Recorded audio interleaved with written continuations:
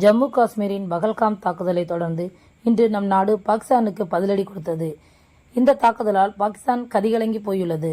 9 பயங்கரவாத முகாம்கள் அளிக்கப்பட்ட நிலையில் 70 பயங்கரவாதிகள் கொல்லப்பட்டுள்ளனர். இந்நிலையில்தான் இந்த தாக்குதலை நிறுத்தக்கூடாது என்பது பகல்காம் தாக்குதலின் கடற்படை அதிகாரியான லெப்டினன்ட் விஜய் நார்வாலை பறிகொடுத்த நிலையில் அவரது மனைவி ஹிமான்சி நார்வால் பிரதமர் மோடியுடன் முக்கிய டிமாண்ட் வைத்துள்ளார். ஜம்மு காஷ்மீரின் பகல்காமில் கடந்த மாதம் 22ஆம் தேதி பாகிஸ்தான் ஆதரவு பயங்கரவாதிகள் துப்பாக்கி சூடு நடத்தினர். இதில் 26 சுற்றுலா பயணிகள் பலியாகினர். இதற்கு பதிலடியாக இன்று நம் நாட்டின் சார்பில் ஏவுகணை தாக்குதல்கள் நடத்தப்பட்டது. பாகிஸ்தான் ஆக்கிரமிப்பு காஷ்மீர் மற்றும் பாகிஸ்தானில் உள்ள பயங்கரவாத முகாம்களை குறிவைத்து இந்த தாக்குதல்கள் நடத்தப்பட்டன. இந்த தாக்குதலில் மொத்தம் 70 பயங்கரவாதிகள் வரை கொல்லப்பட்டுள்ளதாக முதற்கட்ட தகவல்கள் வெளியாகியுள்ளன. குறிப்பாக ஜெய்ஷ்-இ-முகமது பயங்கரவாத அமைப்பின் தலைவர் மசூத் அசாரின் 10 குடும்ப உறுப்பினர்கள் இறந்துள்ளனர். இந்த தாக்குதல் என்பது முப்படைகளையும் ஒருங்கிணைத்து நடத்தப்பட்டுள்ளது. இதற்கு ஆபரேஷன் சிந்தூர் என்று பெயர் வைக்கப்பட்டுள்ளது. இந்த தாக்குதலில் மொத்தம் 9 பயங்கரவாத முகாம்கள் அளிக்கப்பட்டன. இதில் 5 இடங்கள் பாகிஸ்தான் ஆக்கிரமிப்பு காஷ்மீரில் இருந்தன. 4 இடங்களில் பாகிஸ்தானில் இருந்தன. மொத்தம் 70 பயங்கரவாதிகள் வரை கொல்லப்பட்டுள்ளனர். இந்த தாக்குதலில் பாகிஸ்தான் கதிகலங்கி போயுள்ளது. இந்நிலையில்தான் பாகிஸ்தானுக்கு கொடுத்த பதிலடியை நம் நாட்டு மக்கள் கொண்டாடி வருகின்றனர். பல இடங்களில் மக்கள் மாறி மாறி இனிப்பு வழங்கினர். இந்நிலையில் தான் பகல்காம் பயங்கரவாத தாக்குதலில் கணவரும் கடற்படை அதிகாரியுமான லெப்டினன்ட் வினய் நார்வால் இறந்தார். தற்பொழுது அவரது மனைவி ஹிமான்சி நார்வால் பிரதமர் மோடிக்கு முக்கிய டிமாண்டை வைத்துள்ளார். இது பற்றி ஹிமான்சி நார்வால் கூறுகையில், ஆபரேஷன் சிந்தூர் என்ற பெயரில் எடுத்த பிரதமர் மோடி எடுத்த நடவடிக்கையை வரவேற்கிறேன். என் கணவர் பாதுகாப்பு படையில் பணியாற்றினார். அவர் நாட்டு மக்கள் அமைதியாக வாழ வேண்டும் என்று விரும்பினார். நாட்டில் வெறுப்புணர்வு மற்றும் பயங்கரவாதம் ஆகியவை இருக்கக்கூடாது என்று விரும்பினார். அதனை உறுதி செய்ய பணியாற்றி வந்தார். ஆனால் இப்பொழுது அவர் இல்லை.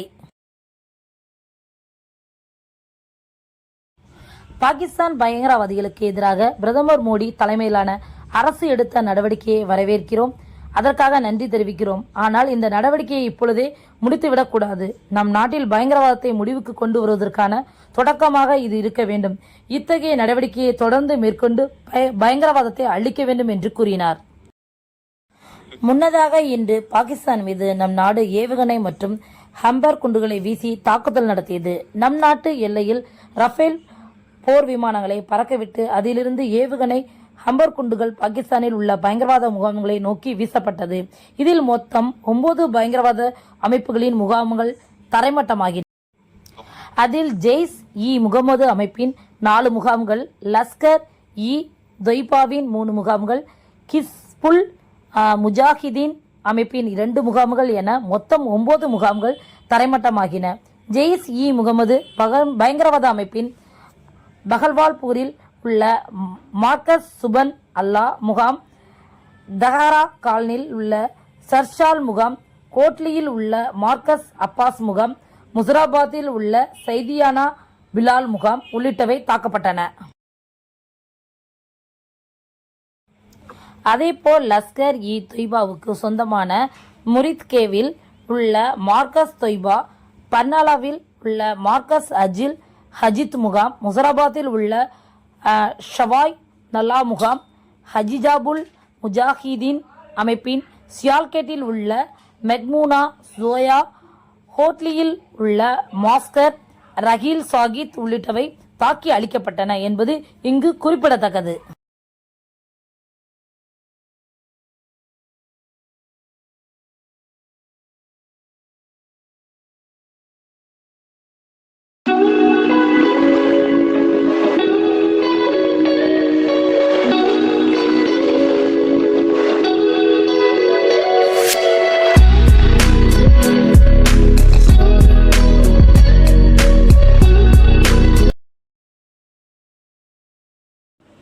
கிறிஸ்துவுக்குள் மிகவும் பிரியமானவர்களே, நம் இந்திய நாடு பாதுகாப்பாய் நமக்கு இருக்க வேண்டும்.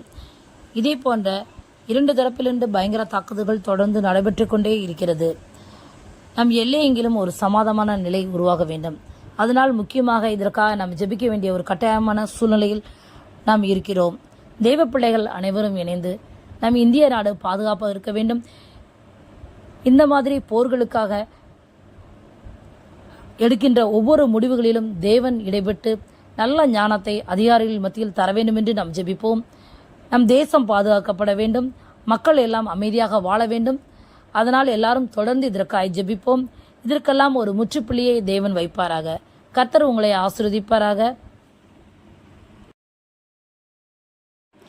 இதே போன்ற தகவல்களை நீங்கள் தொடர்ந்து பெற இந்த சேனலை சப்ஸ்கிரைப் செய்து கொள்ளுங்கள். இது உங்களுடைய ஆவிக்குரிய வாழ்க்கைக்கு பிரயோஜனமாயிருக்கும், ஜெபிப்பதற்கும் ஏதுவாயிருக்கும்.